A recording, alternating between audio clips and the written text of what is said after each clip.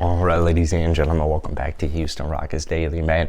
Apparently, the Boston Celtics have been kind of checking in with Daniel Theis. Apparently, David Nwaba is getting some trade interest as well.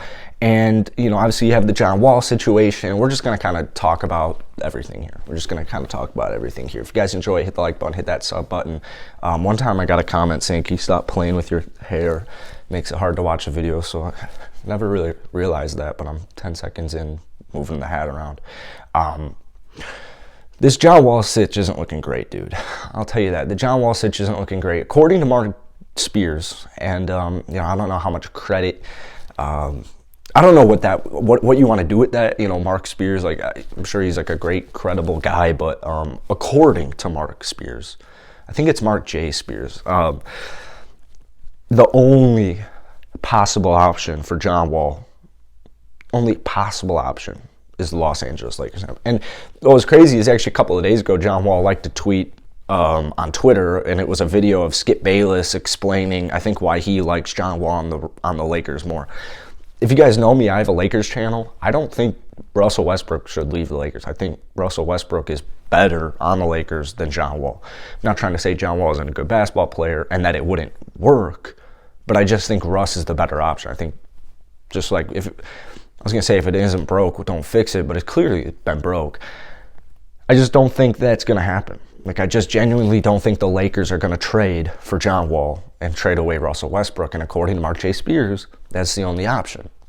Now, John Wall apparently has interest from the Clippers and the Heat. And I made a video, a couple of days ago talking about, I think it was like Serge, Eric Bledsoe, and then Marcus Morris. And I actually really like that trade. Sometimes you'll get someone saying, we need a first. And it's like, it's John Wall. Maybe 4 years ago, yeah, we need a first, but I think right now, if you're just kind of trying to unload him. But as we talk about, the Houston Rockets, Rafael Stone's in no rush at all to get rid of John Wall. Now, Eric Gordon. The Rockets don't want anything less than a first-round draft pick for Eric Gordon. I have a lot of faith in Rafael Stone. And I still, at this current point, I think Rafael Stone is somehow going to win the trade deadline. The Daniel Theis signing, at this current moment, looks like a huge L and probably his biggest L. Right next to him, David Nwaba. Neither of those two dudes play on this basketball team on a consistent basis. So, why did they get paid? Veteran presence. I'm not trying to say that these were huge L's, but I'm saying as far as Rafael Stone's tenure goes, everything has literally been a success. Every single trade, every single draft pick. I know you can have your opinion about Jalen Green, but he's a dog, he's a stud, he's going to be awesome. Rafael Stone, first L, in my opinion, Daniel Theis signing. And some way, somehow, and a lot of us said that, first off. A lot of us said that I hated the Theis signing. David Nwaba, I was extremely wrong about. Rocket fans remember the kind of debate this offseason, was do we go with Sterling Brown or do we go with David Nwaba? And because of the increased efficiency that we saw from David Nwaba for the first time in his NBA career, the Rockets decided to go with David Nwaba. He's a little bit older. What sucks is Sterling Brown was our best three-point shooter, and I miss Sterling Brown, but David Nwaba is a solid basketball guy, and the Rockets should be able to get some type of second-round compensation for Daniel Theis and David Nwaba. The big thing is do they actually end up getting traded?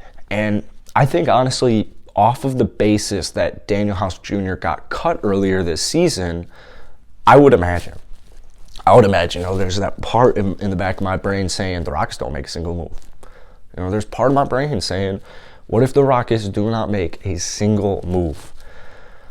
I'm telling that side of the brain to shut up, because Rafael Stone better make a damn move right here, man.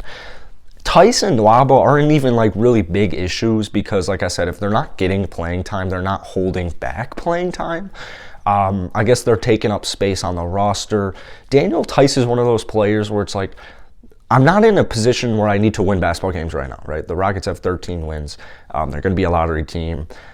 Next season, you never know. Like, Daniel Theis is one of those guys where I understand that he doesn't really have anything to do on the Rockets at this current moment. He's also having a down season. Then you gotta start thinking, does he fit with Christian Wood? Does he fit with Alperen Şengün? Is Christian Wood even part of the future? There's a lot of different things that go into it. And then lastly, we have Christian Wood, or maybe, lastly would be DJ Augustin. But lastly, in this video, we're going to talk about Christian Wood. Does Christian Wood get traded? Honestly, it's not really looking like it. It's not really looking like it. Now, props to Christian Wood, because ever since that incident, he has been playing much better basketball. Much better basketball. But the thing is, a player who doesn't, apparently the Heat had interest or have interest in Christian Wood, but they're not that interested because of his mindset. And I understand, there's a lot of Christian Wood supporters out there, and I would view myself as a Christian Wood supporter. I get asked this question, especially when I'm on Twitch, which links in the bio, by the way. I'm live a lot.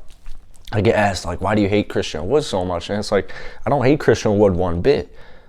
I want my basketball player, I want my quote-unquote franchise player to want to check into basketball games. I mean, you guys know I live here in Chicago. I got a Sox hat on right now. Scottie Pippen in my head right now is a major lame-o. He's super lame for not checking into that basketball game, especially in the playoffs. What the hell were you doing? That should tarnish a player's legacy, in my opinion. That specific playoffs. Christian Wood, first half of the season, blah, blah, blah. He's just such a diva sometimes. Had to edit something out here. Christian Wood, though, if you're not going to check into a basketball game, you can get off the team. It's really, weird. If someone on my basketball team doesn't want to check into the game that we are playing, why is he on the team? And we talk about this all the time. To Christian Wood's credit, or to his defense, he came here to play with Russell Westbrook. He came here to play with James Harden, PJ Tucker, Steven Silas offense. He came here to play with all these veteran guys, and now is playing with KP, Jalen Green. No disrespect to those two guys, but you got to imagine, Christian Wood in his first game with the Houston Rockets last season, Harden goes for 44 and 17. Christian Wood drops 30. Literally drops a 30-point double-double, more than 30. So I feel for Christian. I understand if he wanted to leave Houston, but just ask for a damn trade or something. But at the same time, I guess you don't want to ask for a trade, because then it would diminish your trade value. So maybe Rafael Stone secretly is really working on a Christian Wood trade, and that's why I know that we're not getting too much. We're getting all of these kind of cool little tastes. Oh, Boston's interested in Theis. Oh, the Heat are interested in Wood and Wall, and Clippers are interested in John Wall, and Eric Gordon requires a first-round pick according to multiple sources. I know we're getting all of these stuff, and it's going to start ramping up. And that's kind of the hope, and that's something that we've been preaching on this channel. Is once we get towards that February, kind of start of February, that's when I think we're going to start seeing the Houston Rockets be in a lot of different stuff. But what it comes down to is, yeah, they're going to be in all these rumors, they're going to be in all these reports, but are they actually going to execute on these types of deals? So that's it for today, guys. Go ahead, drop a comment down below on your opinions, and I'll see you guys later.